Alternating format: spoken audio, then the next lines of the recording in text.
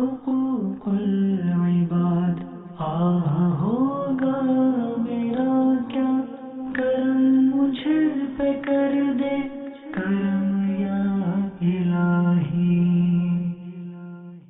الحمد للہ رب العالمین والصلاة والسلام علی سید المرسلین اما بعد فاعوذ باللہ من الشیطان الرجیم بسم اللہ الرحمن الرحیم الصلاة والسلام علیک یا رسول اللہ وعلی آلک واصحابک یا حبیب اللہ الصلاة والسلام علیک یا نبی اللہ وعلی آلک واصحابک یا نور اللہ.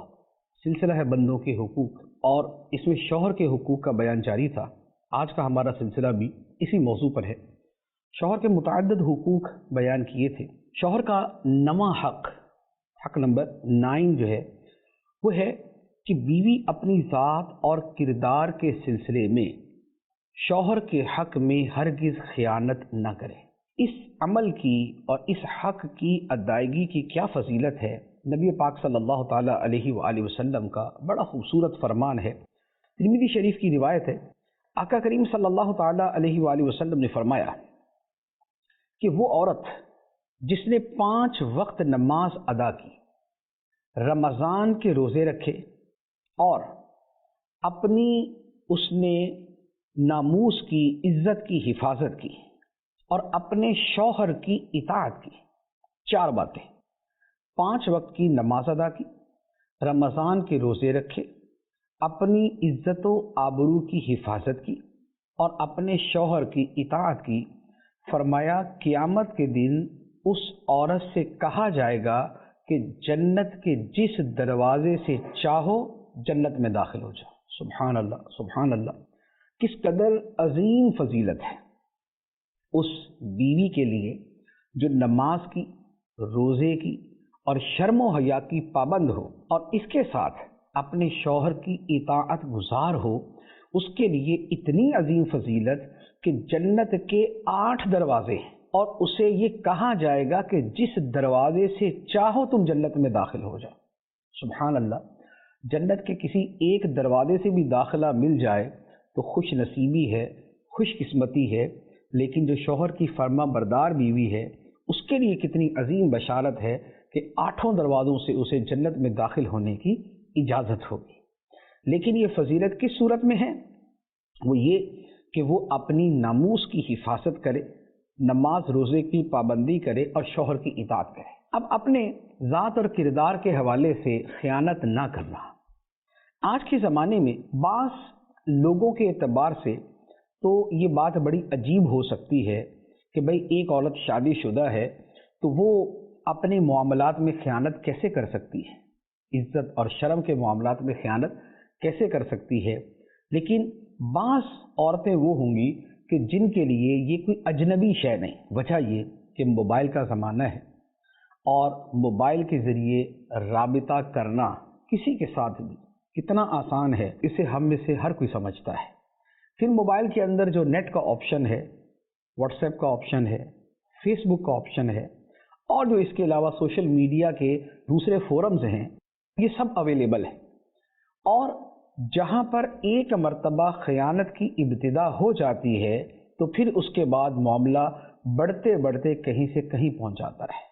اگرچہ دنیا میں کسی کو پتہ نہ چلے، شوہر کو پتہ نہ چلے، اس کے گھر والوں کو پتہ نہ چلے، لیکن رب العالمین جو لطیف و خبیر ہے، جو علیم بذات الصدور ہے، جو آنکھوں کی خیانتوں کو جانتا ہے، بندے کی خلوت و جلوت جس کے سامنے برابر ہے، اسے معلوم ہے کہ کس کا جلوت کا کردار کیا ہے اور خلوت کا کردار کیا ہے. تو لہذا یہ معاملہ بڑا اہم ہے کہ شرم و حیا کے معاملات میں عورت اپنی ذات میں کسی خیانت کی مرتکب نہ ہو. اب یہ وہ چیز ایسی ہے کہ جسے شاید میں زیادہ تفصیل سے بیان نہیں کر سکتا، لیکن جو اس میں بیان کیا گیا اور جو آقا کریم علیہ الصلوۃ والسلام نے فرمایا ہے وہ بڑا واضح ہے کہ نماز روزے کی پابندی اور اپنی شرم و حیا کی حفاظت اور شوہر کی اطاعت والی کے لیے جس میں 4 اوصاف ہیں اس کے لیے جنت کے 8 دروازے کشادہ ہوں گے. یہ تو تھا اپنی ذات کے حوالے سے کسی قسم کی خیانت نہ کرنا. اب اس کے بعد اگلی چیز ہے شوہر کے مال میں किसी किस्म की खयानत ना करना बल्कि उसके माल की हिफाजत करना। शौहर के माल की हिफाजत करना ये बड़ा अहम है। कुरान मजीद में अल्लाह ताला इरशाद फरमाता है, फस्सालिहातु कानितातुन हाफिज़ातुन लिलग़ैबि बिमा हाफ़िज़ल्लाह। फरमाया तो नेक औरतें वो हैं जो फर्मा बरदार हैं, हिफाजत करने वाली हैं, हालत गैब में, अदम मौजूदगी की हालत में हिफाजत करने वाली हैं, इस वजह से कि अल्लाह ने उस शय की हिफाजत फरमाई, उस शय की हिफाजत का हुक्म दिया या उस शय की हिफाजत की तौफीक दी। अब औरतें हाफिज़ात हैं, हिफाजत करने वालियाँ किस चीज़ की? हिफाजत करने वालियाँ इज़्ज़त और नामूस की भी और शौहर के माल की भी। तो शौहर के माल की हिफाजत ये भी बीवियों की जिम्मेदारी में आती है जबकि उनके पास माल रखा जाए। यानी शौहर माल रखता ही नहीं है तो फिर तो उनके ऊपर कोई चीज़ लाजिम नहीं होगी, लेकिन अगर उनके पास माल रखा जाता है तो उसकी हिफाजत करना ये बीवी की जिम्मेदारी। अच्छा, अब इसकी तफसील क्या है? माल की हिफाजत करने की तफसील, सबसे पहली बात तो ये है कि शौहर का माल उसकी इजाज़त के बगैर कहीं खर्च ना करे। इजाज़त से क्या मुराद है? इजाज़त से एक तो ये है कि शौहर ने सराहतन इजाज़त दी है कि ये पैसे तुम जहाँ चाहो खर्च कर सकती हो, एक तो ये इजाज़त।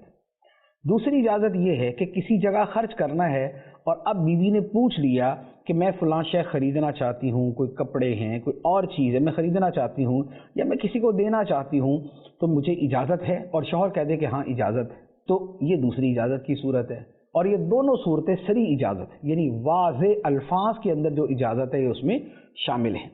तीसरी सूरत ये होती है कि शौहर की तरफ से ज़बान से कहकर तो इजाज़त नहीं, लेकिन जो आम तौर पे छोटे मोटे अखराजात किए जाते हैं ये वो खर्चा करना है, और आम तौर पे घरों में ऐसा खर्चा किया ही जाता है और शौहर इस तरह के खर्चा करने से मना भी नहीं करते और ऐसे खर्चों का बुरा भी नहीं मनाते।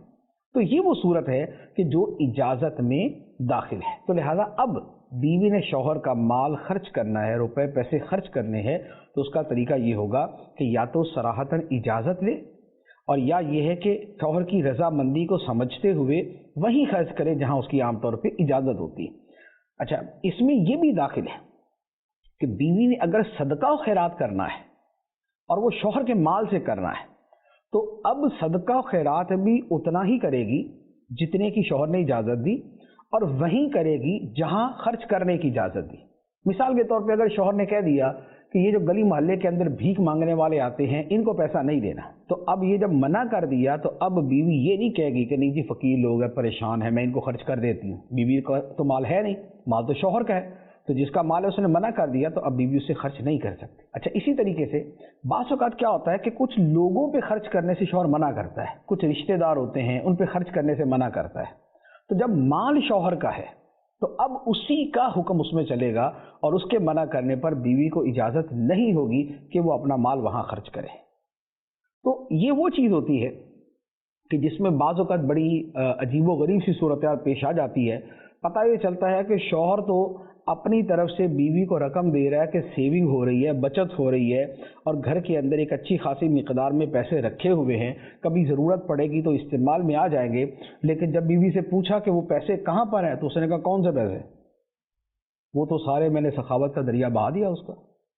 तो वो दे दिला के इधर उधर खर्च करके सब उड़ गए और घर में पैसा ही कोई नहीं, और शौहर के वहम गुमान में भी नहीं था कि बाद में मेरे पैसों का हशर ये होगा।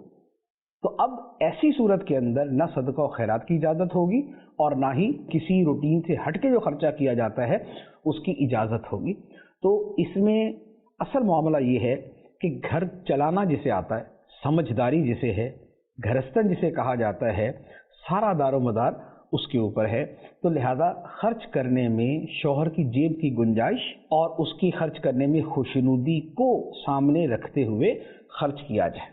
अच्छा, फिर इसी शौहर के माल की हिफाजत के अंदर एक और चीज़ भी दाखिल है और हो सकता है कि इसकी तरफ इतनी तवज्जो ना हो, वो ये है कि शौहर का माल जो घर के अखराजात में इस्तेमाल करना है या बीवी ने अपनी ज़ात पे खर्च करना है, उसमें भी शौहर की वुसअत और गुंजाइश का ख्याल रखें। क्योंकि अल्लाह ताला ने कुरान पाक में क्या फरमाया, शौहर के बारे में फरमाया कि جو گنجائش والا ہے، لیُنفق ذو سعۃ من سعتہ، جس کے پاس کھلا مال ہے، گنجائش ہے، تو اپنی وسعت کے مطابق خرچ کرے، اور جس کا رزق تنگ ہے، جس کے پاس پیسوں کی کمی ہے، تو اس کے مطابق خرچ کرے۔ تو بیوی کو یہ چاہیے کہ شوہر کی جیب کی گنجائش دیکھتے ہوئے مطالبہ کرے، ورنہ حقیقت یہ ہے کہ شوہروں کے مال حرام کمانے کے پیچھے سب سے بڑا سبب بیوی اور بچوں کے مطالبات ہوتے ہیں، بیوی اور بچوں کی خوشیاں ہوتی ہیں، خواہ وہ بولے یا شوہر اور باپ جو ہے وہ خود ان کی جو ہے وہ خواہشات پوری کرنے کے لیے جہاں سے مرضی خرچ کرے۔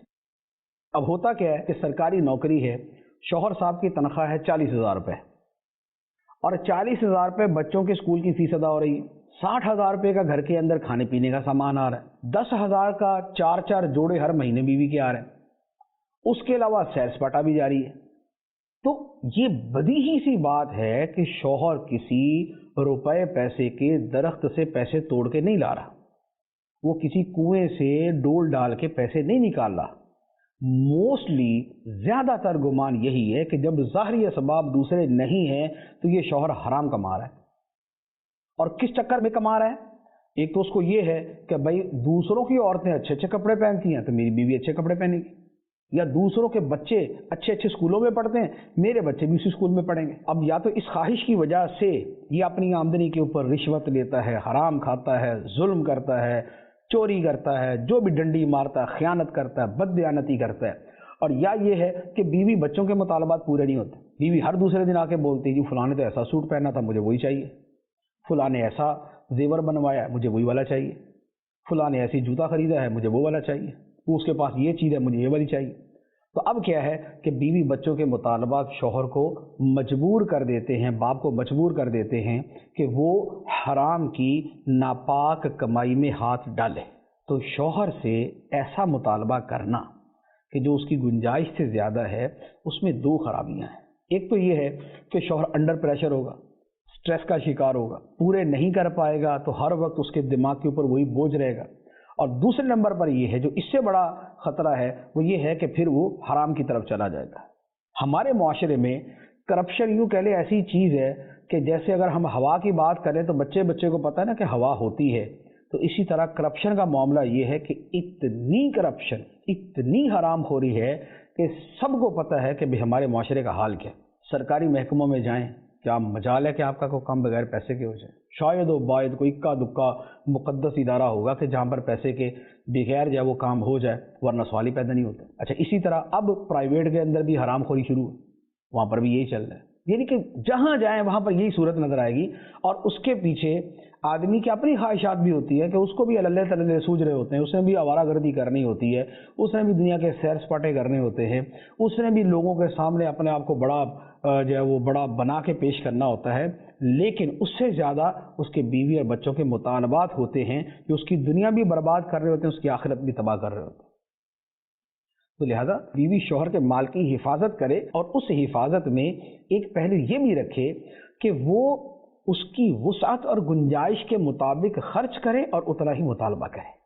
اس سے شوہر بھی سکون میں رہے گا اور بیوی بھی سکون میں رہے گی۔ بلکہ اگر کسی گھر میں ایسا لگے، یعنی بیوی کو یہ لگتا ہے کہ شوہر جس پوسٹ کے اوپر فائز ہے، جو 11واں 12واں یا 9واں 10واں گریڈ ہے، اس کی تنخواہ تو 40,000 سے اوپر بنتی نہیں ہے، تو یہ مہینے کا لاکھ روپیہ کہاں سے خرچ کر رہا ہے؟ تو بیوی کو چاہیے کہ اس طرح کے معاملات میں سمجھداری کے ساتھ وہ شوہر سے بات کرے یا اسے سمجھائے، اوپنلی اسے کہہ دے کہ بھئی ہمیں حرام کھا کر اپنے پیٹ میں جہنم کی آگ نہیں بھرنی، ہمیں حلال چاہیے بھلے تھوڑا ہو۔ آپ یقین کریں بہت سے گھروں کے اندر اگر بیوی بچے جو ہے وہ کمانے والے کو تھوڑا سا اس حوالے سے ریلیکس دے اور اس سے بات کرے، تو شاید کتنے گھروں کے اندر جو رزق حرام وافر چل رہا ہے وہ ختم ہو جائے، رزق حرام ختم ہو کے رزق حلال آ جائے۔ تو لہذا شوہر کے حقوق میں سے اس کے مال کی حفاظت کرنا ہے، لیکن اس مال کی حفاظت کے ساتھ اور دیگر کئی اسپیکٹس ہیں کہ جن کو پیش نظر رکھنا چاہیے۔ شوہر کے حقوق میں ایک اور بڑی اہم بات ہے، اور یہ وہ اہم ہے کہ یوں کہہ لے کہ شاید ایک زمانے میں شادی کے بعد سب سے بڑا مقصد انسان کا یہی رہ جاتا ہے کہ بھائی اس نے شادی اس کام کے لیے کی. وہ کیا ہے؟ وہ ہے اولاد کی صحیح تربیت. اولاد کی صحیح تربیت یہ شادی کا یوں کہہ لے کہ سب سے بنیادی مقصد ہوتا ہے. ہوتا یہ ہے کہ شادی سے پہلے تو شادی کا عام طور پہ ایک ہی سبب نظر آ رہا ہوتا ہے کہ بس شکل صورت کے اعتبار سے جو ہے نا وہ ایسی اور ویسی ہونی چاہیے. لیکن شادی کے بعد کچھ عرصے تک اس کو یہ ہوتا ہے کہ بس تھوڑا افہام و تفہیم سے اچھے طریقے سے چلنے والے اور گھر کا نظام چلائے. اور اس کے بعد تیسرے نمبر پہ ہوتا ہے کہ اولاد کی تربیت اچھی کر دے, اور پھر وہ کہتا ہے کہ بھائی مجھے ہر شے قبول ہے لیکن میری اولاد کی تربیت اچھی کر دے.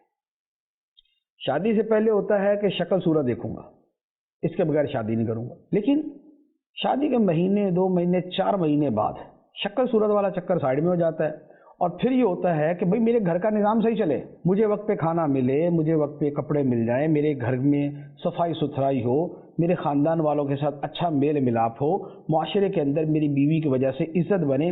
اب آ جاتا ہے اس کا کردار. پہلے شکل صورت, پھر آ جاتا ہے کردار. اور جب 2-4 بچے ہو جاتے ہیں اور شادی کو 10 سال گزر جاتے ہیں تو پھر وہ کہتا ہے کہ بھائی گھر کے کام کاج بھی گئے ادھر ادھر, معافی رکھو, جو مرضی کرو, یہ گھر کا نظام جیسے مرضی چلاؤ, لیکن میرے بچوں کی تربیت اچھی ہونی چاہیے. یہ ایگزیکٹ وہ ترتیب ہے جو حقیقی دنیا کے اندر پائی جاتی ہے. مثال کے طور پہ گھر کا نظام صحیح نہ چلے, صفائی ستھرائی چیزیں فراہم کرنا, اولاد کی تربیت ستیہ ناش ہو جائے, لیکن بیوی بڑی خوبصورت ہے, تو آپ بتائیے ذرا شادی کے 10 سال بعد کون عقل مند ہے جو یہ کہے گا کہ چونکہ شکل صورت اچھی ہے لہٰذا باقی ساری ادھر ادھر بھی ہوگی تو کوئی مسئلہ نہیں ہے؟ ایسا کوئی نہیں ملے گا آپ کو. اب اس کو ہر رنگ کی, ہر صورت کی, ہر انداز کی پسند ہوگی اگر اس کی اولاد کی تربیت اچھی ہو رہی ہے. تو اس کا مطلب یہ ہوا کہ اولاد کی تربیت جو ہے یہ شادی کے بڑے بنیادی مقاصد میں سے ہے, بڑے بنیادی مقاصد میں سے ہے. اس لیے اب یہ بیوی کی ذمہ داری بنتی ہے کہ وہ اولاد کی تربیت کرے. اچھا, اس کا یہ مطلب نہیں کہ یہ بیوی ہی کا کام ہے اولاد کی تربیت اور باپ صاحب فارغ, ایسا نہیں.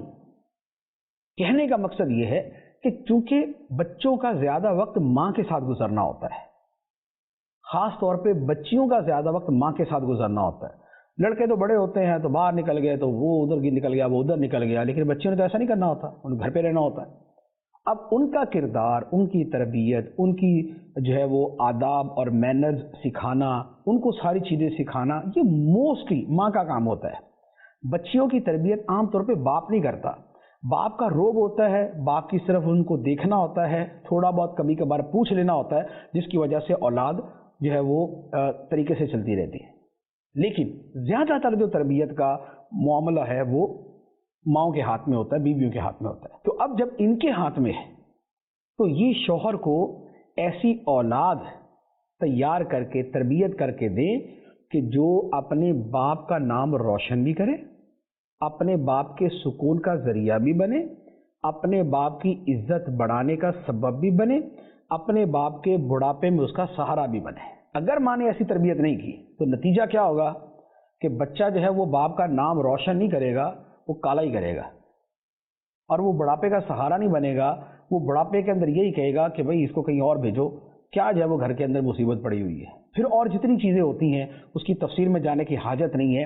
لیکن کہنے کا مقصد یہ ہے کہ ماں کا جو تعلق ہے یا بیوی کا جو ایک بڑا بنیادی کردار گھر کے اندر ہوتا ہے وہ یہ ہے کہ وہ شوہر کے بچوں کی تربیت کرتی ہے. اچھا, اب اس کے ساتھ اس کی ایک فضیلت میں عرض کر دوں, پھر اس کے ساتھ جو باپ کا کردار ہے وہ بھی عرض کرتا ہوں. حدیث مبارک ہے, بخاری شریف کی حدیث ہے. نبی پاک صلی اللہ تعالیٰ علیہ وسلم نے ارشاد فرمایا کہ قریش کی عورتیں بہت ہی اچھی ہیں, قریش کی عورتیں بہت ہی اچھی ہیں کیونکہ وہ بچے پر بہت مہربان ہوتی ہیں اور شوہر کے مال کی محافظ ہوتی ہیں.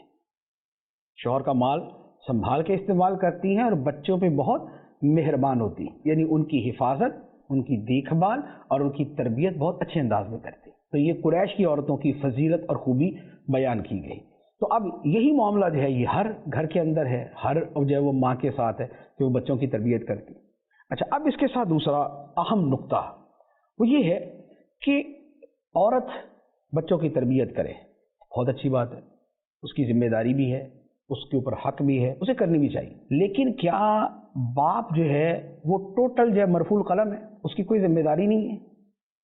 اس کی بھی اتنی ہی ذمہ داری ہے۔ یہ نہیں ہو سکتا کہ باپ جو ہے وہ خود رات کو 1 بجے 2 بجے گھومتا گھماتا جھومتا جھماتا جو ہے وہ گھر پہ واپس آئے اور بچوں کے بارے میں یہ سمجھے کہ بچے اس کے تہجد گزار ہوں گے اور بڑے نمازوں کے پابند ہوں گے، بڑے شرم و حیا والے ہوں گے، بڑے آداب والے ہوں گے۔ ایسا ہوتا نہیں۔ یہ یاد رکھیں کہ بچے جو ہوتے ہیں وہ نہیں کرتے جو ان سے کہا جاتا ہے، بچے وہ کرتے ہیں جو ان کے سامنے کیا جاتا ہے۔ جو کہا جاتا ہے وہ نہیں کرتے، جو ان کے سامنے کیا جاتا ہے وہ کرتے ہیں۔ تو کچھ باتوں کو تو مان لیتے ہیں، لیکن ایسا نہیں ہو سکتا کہ مثال کے طور پہ باپ خود جو ہے وہ ٹی وی کے آگے بیٹھ کے ڈرامہ دیکھ رہا ہے اور بچے کو بولا بیٹا تکبیر اولیٰ کے ساتھ صف اول میں جا کے مسجد میں نماز پڑھ کے آ جاؤ، تو بیٹا کیا عمل کرے گا؟ باپ جو ہے وہ خود سگریٹ پی رہا ہے اور بچے کو بولا نہیں بیٹا سگریٹ بہت بری بات ہے، اس کو ہاتھ نہیں لگاتے ہوتے، تو کیا اس پہ کوئی عمل ممکن؟ بچے کو بولے بیٹا ٹائم پہ گھر پہ آنا چاہیے، گھر پہ وقت دینا چاہیے، اور خود گھر پہ وقت ہی نہ دے۔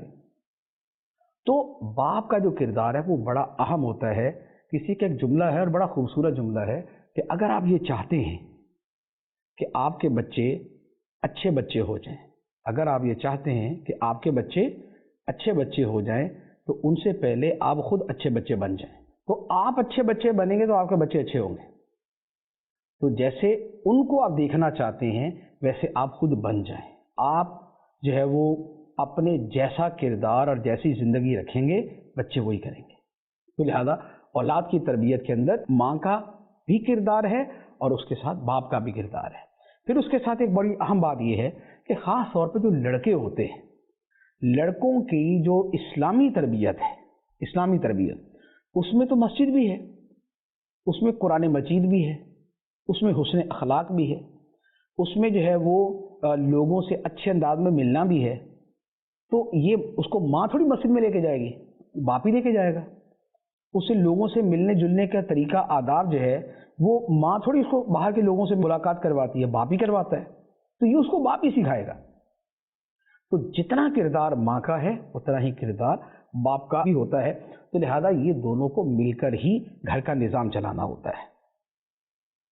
ایک اور حق جو بیویوں پر حق بنتا ہے وہ یہ ہے کہ گھر کے معاملات میں جو صفائی ستھرائی کا پہلو ہے اسے بہتر سے بہتر کرنا۔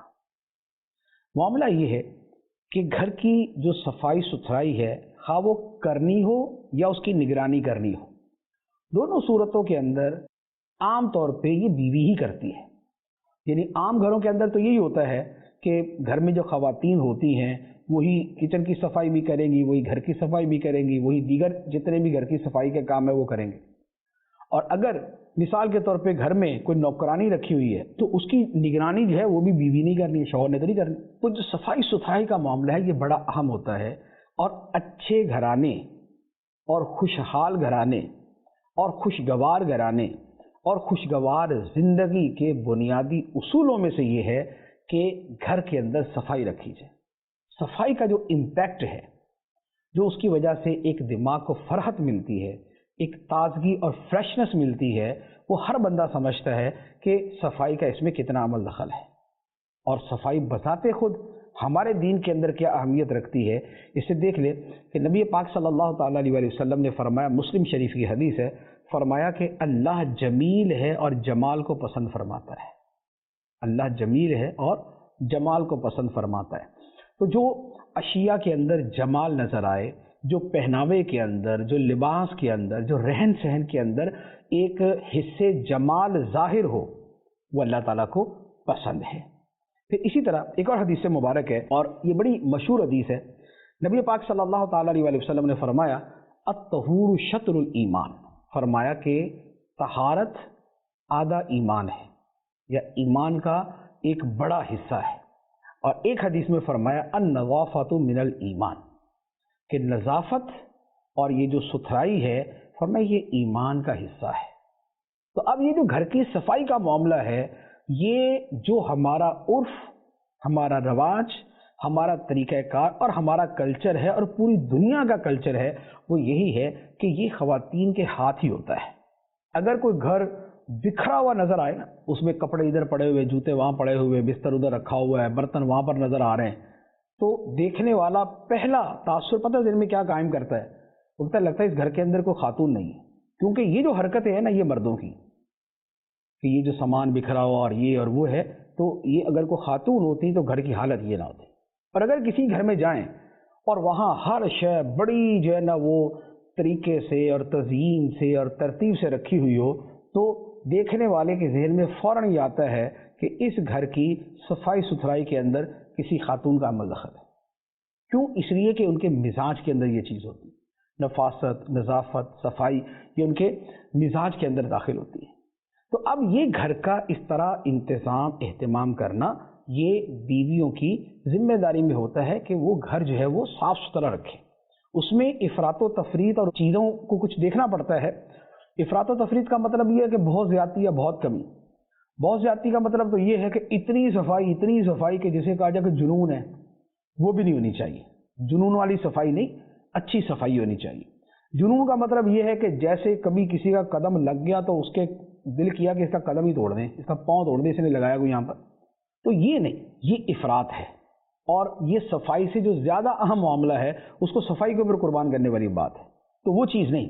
لیکن اس کے ساتھ جو اور گھر کی صفائی ہے کہ یہ نہیں ہے کہ ابھی صبح اٹھے تو اب بستر بکھرے کے بکھرے ہوئے ہیں اور بالکل ایک انتشار احوال جو ہے وہاں پر نظر آ رہا ہے. ایسا نہیں. جیسے گھروں کے اندر ہوتا ہے، کچن کے اندر برتن پڑے ہوئے 1 دن 2 دن پڑے ہوئے، بو آ رہی ہے، کاکروچ پھر رہے ہیں، بری حالت ہے ان کی، پرواہ کوئی نہیں. اب وہ شوہر اگر کہیں صفائی پسند آگے ہو گیا تو پھر تو اور مسئلہ بڑھ جاتا ہے.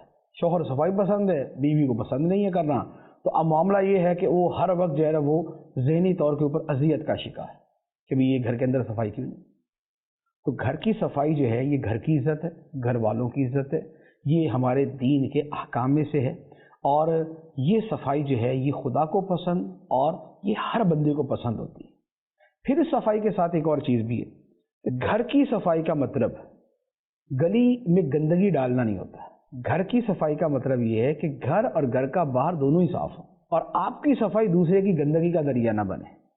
ایسا نہیں ہے کہ گھر کی پوری صفائی کی کوڑا جمع کیا، اب کہا کہ بیٹا ذرا پڑوسیوں کے گھر کے آگے جا کے ڈال کے آنا، جیسا کہ ہمارے یہاں ہوتا ہے. یعنی عورتیں یہ نہیں بولتی کہ ایسا کر کے آنا، لیکن بچوں کی تربیت نہیں کرتے تو کرتے یہی ہیں وہ. تو صفائی ایسی کہ گھر صاف اور گھر کا باہر بھی جو ہے وہ صاف ہونا چاہیے.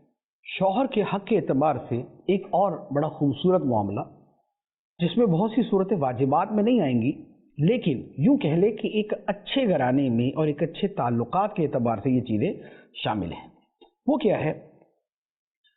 وہ ہے گھر کی چیزیں اپنی اپنی جگہ پہ رکھنا.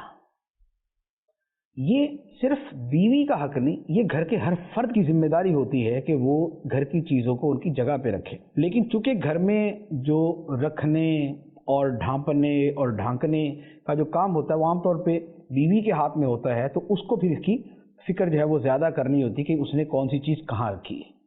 اب یہ کیا ہوتا ہے کہ ہر شے ہر وقت استعمال نہیں ہوتی. ایک دوسرا، کچھ چیزیں وہ ہوتی ہیں جو ہر وقت استعمال ہوتی، جیسے مثال کے طور پہ یہ پانی کا گلاس ہے. اب پانی کا گلاس یا اور چھوٹی موٹی ضرورت کی چیزیں وہ ہیں کہ جو دن میں بار بار استعمال ہونی. اب پتہ یہ چلا کہ جناب رات کو سونے سے پہلے گلاس ایسی جگہ چھپا کے رکھے ہوئے ہیں کہ اب اگر شوہر کو پیاس لگی یا وہ باہر سے آیا تو وہ اس گلاس کی ایسے تلاش کرے گا کہ جیسے معرفت کی تلاش کر رہا ہے یا جیسے ہیرے جواہرات کی تلاش کر رہا ہے، کیونکہ رات ہے، شور بھی نہیں کرنا اور چیز بھی تلاش کرنی ہے. اب وہ بیچارہ پیاسا جو ہے نا وہ پھرتا رہے گا اور اس کو گلاس نہیں ملے گا. اور یہ اتنے گھروں کا مسئلہ ہے، اتنے گھروں کا مسئلہ ہے کہ شاید جو سننے والے وہ سمجھ رہے ہوں گے کہ پتہ نہیں ہمارے گھر کا مسئلہ بیان کر رہا ہے، تو یہ واقعی آپ ہی کے گھر کا مسئلہ بیان کر رہا ہوں کہ یہ گھروں میں ایسا ہوتا ہے. اچھا، اسی طرح کوئی چھوٹی جو ہے نا وہ کوئی سیزر ہے، کینچی ہے، وہ چاہیے، کوئی کسی وقت ٹیپ چاہیے، پتہ چلا پتہ ہی نہیں کہاں پر ہے. تو طریقہ یہ ہوتا ہے کہ ہر شے کی مخصوص جگہ اور مخصوص جگہ پہ وہی شے، یہ ایک گھر میں چیزیں رکھنے کا طریقہ ہوتا ہے.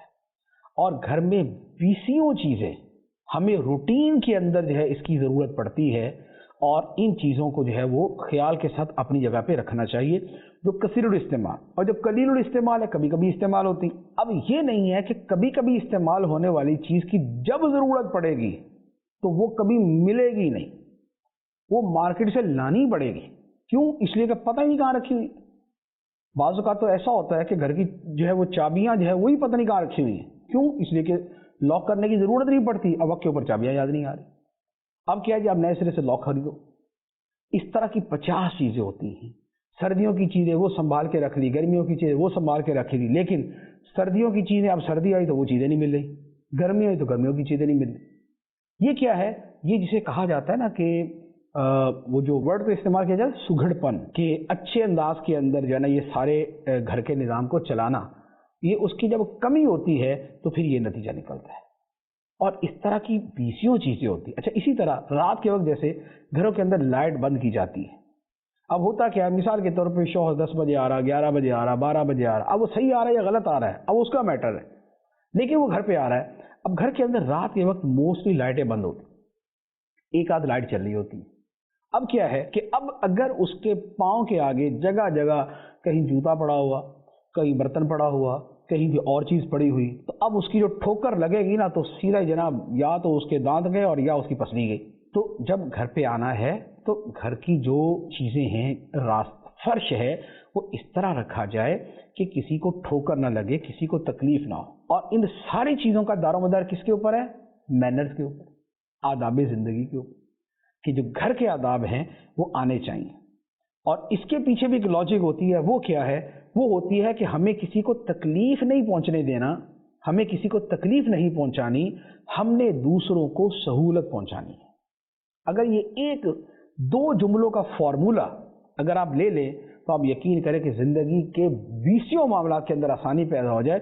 پہلی بات کہ ہم نے کسی کو تکلیف نہیں دینی یا ہماری وجہ سے کسی کو تکلیف نہ پہنچے، نمبر 1. نمبر 2، ہمارے ذریعے دوسروں کو سہولت ملے، آسانی ملے. یہ آپ دفتر میں کر لیں، یہ آپ گلی محلے میں کر لیں، یہ آپ دکان پہ کر لیں، یہ آپ اپنے گھر پہ کر لیں. دنیا کے اندر جو قیمت چیزوں کی ہوتی ہے نا وہ سہولت کے اوپر ہوتی ہے.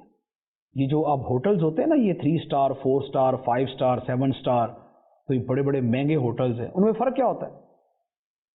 فرق ایک تو یہ ہوتا ہے کہ خوبصورتی کا فرق، دوسرا سہولیات کا فرق.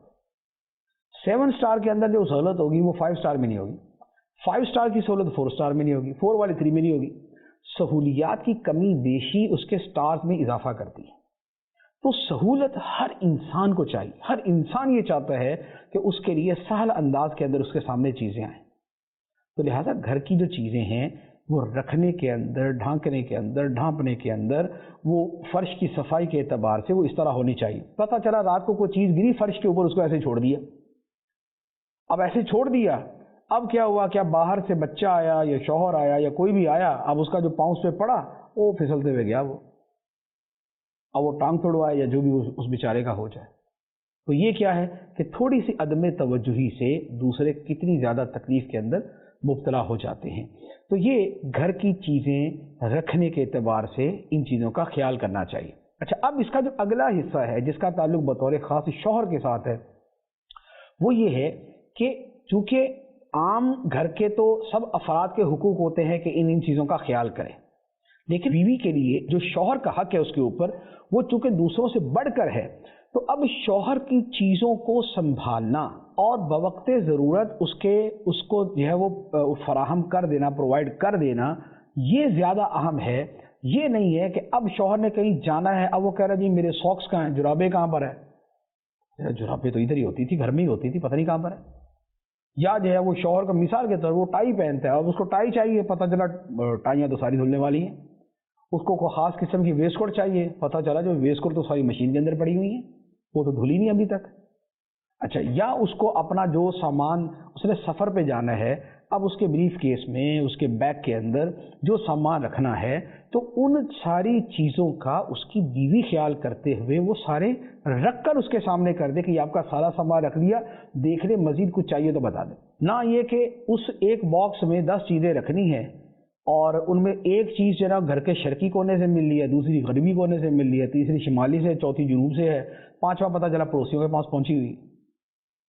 تو یوں انتشار اور یوں جو ایک بکھراؤ ہے اور بالکل بکھرا ہوا جو ایک صورت نظر آتی ہے، یہ نہیں ہونی چاہیے. اب کیا ہے کہ ہمارے خاندانوں کے اندر ہی ہم دیکھتے ہیں کہ خاندانوں میں مشہور ہوتا ہے کہ یار ماشاءاللہ جی فلاں کی بیوی جو ہے نا وہ شوہر کی ہر چیز کو ایسے سنبھال کے رکھتی ہے، ایسے تیار رکھتی ہے. اور خاندان کے اندر یہ بات بھی مشہور ہوتی ہے وہ جو فلاں کی بیوی ہے بس اس کا شوہر ہر وقت جلتا بھنتا ہی رہتا ہے اسی بات کے اوپر کہ بیوی ٹائم کے اوپر چیزیں جو فراہم نہیں کرتی، پتہ نہیں کہاں رکھ دیتی. تو یہ کیا ہے کہ چونکہ شوہر کو سکون پہنچانا یہ بیوی کی بنیادی ذمہ داریوں میں سے ہے. قرآن پاک میں جو رشتہ ازدواج ہے، جو میاں بیوی کا رشتہ ہے، اس کی حکمت کیا بیان فرمائی ہے؟ لِتَسْكُنُوا إِلَيْهَا، تاکہ تم اپنی بیویوں سے سکون حاصل کرو. اس سکون کے اندر بنیادی چیز تو جو خواہشات کی تکمیل ہے وہ ہے، لیکن اس کے ضمن کے اندر یہ دیگر چیزیں اور جو دیگر ذہنی سکون ہے وہ بھی شامل ہے. اچھا پھر اسی طرح اس میں ایک اور چیز ہوتی ہے کہ گھر کے خوشگوار تعلقات میں ایک بڑی اہم چیز یہ ہے، وہ شوہر بیوی کے ساتھ بھی کر سکتا ہے، بیوی شوہر کے ساتھ بھی، وہ ہوتا ہے سرپرائز. اور ایسا کوئی کام کرنا، یعنی ایسا سرپرائز کہ جو اس کے لیے بہت خوشی کا سبب بنے. مثال کے طور پہ بیوی اگر کوئی اپنا سوٹ خرید کے لائی تو وہ شوہر کے لیے بھی کوئی چھوٹی موٹی چیز خرید کے لے آئی کہ مجھے آپ کے لیے پسند آئی تو میں نے خرید لی، یا شوہر کی ماں کے لیے خرید لی، یعنی اپنی ساس کے لیے خرید لی کہ وہ میں گئی تھی مجھے بڑی اچھی لگی تو میں نے کہا کہ اماں کے لیے خرید لیتی ہوں. تو اب شوہر کو خوشی ہوگی کہ میری ماں کا خیال رکھا، یا یہ بازار گئی تو اس نے میرا خیال رکھا. اچھا اسی طرح شوہر اگر کہیں جاتا ہے، بازار جاتا ہے، دوسرے شہر دوسرے ملک جاتا ہے اور وہ آتے ہوئے کوئی یونیک چیز ہے وہ اپنے گھر والوں کے لیے لے کے آتا ہے تو یہ آپس میں پیار محبت بڑھنے ہی کا ذریعہ بنے گا. اور یہ بھی اگر اپنی بیوی کی ماں کے لیے یعنی اپنی ساس کے لیے اگر یہ کوئی چیز لے آتا ہے تو اس میں کوئی ذلت نہیں ہے، اس کو یہ نہیں کہا جائے گا اوہ ہو یہ کیا ہو گیا اور یہ تو دیکھو کہاں تک پہنچ گیا. ایسا نہیں. خوش کرنا اور خوش رہنا اور خوشیاں دینا یہ بڑا سادہ سا فارمولہ ہے اپنے آپ کو خوش رکھنے کا. کچھ چیزیں ایسی ہیں جن کے بارے میں یہ کہا جاتا ہے کہ آپ جب یہ کسی کو دیتے ہیں تو آپ دیتے نہیں ہیں، آپ لیتے ہیں. وہ کیا ہے؟ خوشی. جب آپ کسی کو خوشی دیتے ہیں تو آپ اس کو خوشی دیتے کم ہیں، آپ کو ملتی زیادہ ہے. اصول یہ ہے خوشیاں دو خوشیاں لو. جب آپ خوشیاں دینا شروع کر دیں گے آپ کو خوشیاں ملنا شروع ہو جائیں گی. اور جب آپ یہ کہیں گے کہ مجھے خوشی ملے اور میری طرف سے بھلے سارے جناب وہ جائیں جناب وہ جہاں مرضی، تو پھر سوال ہی پیدا نہیں ہوتا کہ آپ کو خوشی مل جائے. تو اصول میں نے عرض کر دیا کہ خوشیاں دو خوشیاں لو. آپ جتنی خوشی دیں گے آپ یقین کریں اس سے 2 گنا بلکہ 10 گنا ہو کے آپ کو واپس ملے گی. تو بیوی شوہر کو جتنی خوشی دے گی اس سے زیادہ اسے واپس ملے گی. شوہر بیوی کو جتنی خوشیاں دے گا اس سے زیادہ واپس ہو کے اس کو ملے گی. اللہ تبارک و تعالی ہمیں ان چیزوں کو سمجھنے، دین کی ان باتوں کو سمجھنے اور ان پر عمل کرنے کی توفیق عطا فرمائے. آمین بجاہ النبی الامین صلی اللہ علیہ وسلم. حقوق العباد ہوگا میرا کیا، کرم مجھ پہ کر دے کرم